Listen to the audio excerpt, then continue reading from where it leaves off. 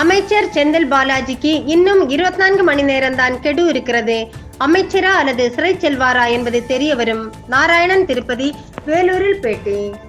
வேலூர் மாவட்டம் வேலூர் சத்வாச்சாரியில் மாற்றுத்திறனாளர்கள் நலத்துறையின் சார்பில் REC மற்றும் CSR இணைந்து 415 மாற்றுத்திறனாளர்களுக்கு நவீன செயற்கைக்கால் அவயங்கள், ஊன்றுகோல்கள், காதலி கருவிகள், பேட்டரியால் இயங்கும் சக்கர நாற்காலிகள், மடக்கு நாற்காலிகள், மோட்டார் பொருந்திய 3 சக்கர சைக்கிள், மூட நீக்கியல் சாதனங்கள் சுமார் ரூபாய் 53 லட்சம் மதிப்பில் வழங்கும் விழா மாவட்ட ஆட்சியர் சுப்புலட்சுமி தலைமையில் நடைபெற்றது.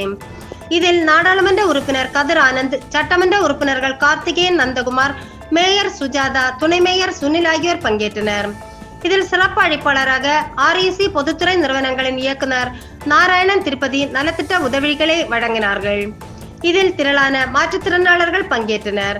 பின்னர் நாராயணன் திருப்பதி செய்தியாளர்களிடம் கூறுகையில், துணைவேந்தர்கள் மாநாட்டிற்கு செல்லக்கூடாது என மிரட்டல் விடுக்கப்பட்டதாக தமிழக ஆளுநர் கூறியது அதிர்ச்சி அளிக்கிறது. தமிழக முதல்வர் நடந்தது சரியான முறையா? இதற்கு பின்னணி யார் என விளக்கம் அளிக்க வேண்டும். முதல்வர் அதற்கான பதிலை சொல்வார் என நம்புகிறோம். டாஸ்மாக் விவகாரத்தில் அமலாக்கத்துறை பணியை தொடரலாம் என நீதிமன்றங்கள் சொல்லியுள்ளது. உயர் நீதிமன்றமே அமலாக்கத்துறைக்கு முழு ஒத்துழைப்பு அளிக்க வேண்டும் என சொல்லியுள்ளது. ஆனால் சிறிதளவேனும் வெட்கവും மானவும் இருந்திருந்தால் செந்தில் பாலாஜி அமைச்சர் பதவியை ராஜினாமா செய்திருப்பார். இன்னும் 24 மணி நேரம் கூட இல்லை. செந்தில் பாலாஜி அமைச்சர் பதவியை ராஜினாமா செய்வாரா, சிறை செல்வாரா என்பதை பார்க்க வேண்டும். பாஜக கூட்டணிக்கு நிறைய கட்சிகள் வரும் என எதிர்பார்க்கிறோம். இன்னும் தேர்தலுக்கு காலம் இருக்கிறது என்று கூறினார்.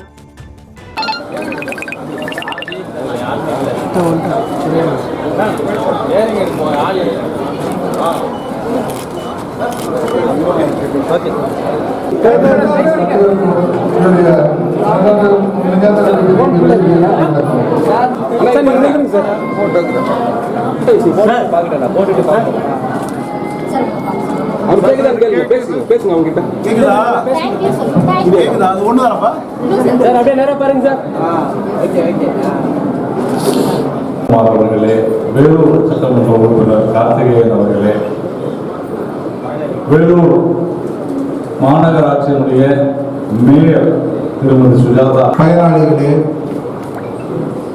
கலைஞரால் பெயரிடப்பட்ட மாற்றுத்திறனாளிகளே, பத்திரிகை நண்பர்களே, முதல்வர் அனைவருக்கும் நன்றி கலந்த காலை வணக்கத்தை தெரிவித்துக் கொள்கிறேன். மாநாட்டை கவர்னர் கூட்டினாரு, அது போகக்கூடாதுன்னு சொல்லி மிரட்டல் இருக்குது. அதனால போல நிறைய பேர். இது கல்வித்துறைக்கு நல்ல ஆரோக்கியமாக இருக்கும்னு நினைக்கிறீங்களா? தமிழக ஆளுநர் கூறியிருப்பது அதிர்ச்சி அளிக்கிறது. நாம் உடனடியாக இது குறித்து முதல்வர் அவர்கள் நடந்திருப்பது சரியா, முறையா, நியாயமா, நடந்தது என்ன, இதற்கு பின்னணி யார் என்பதையெல்லாம் விளக்கமளிக்க வேண்டும் என்று நாம் கேட்டிருக்கிறோம். முதலமைச்சர் அதற்கான பதிலை சொல்வார் என்று நம்புகிறோம். டாஸ்மாக் விவகாரத்தில் ED பணியை தொடரலாம் அமலாக்கத்துறை அப்படின்னு சொல்கிறாங்க.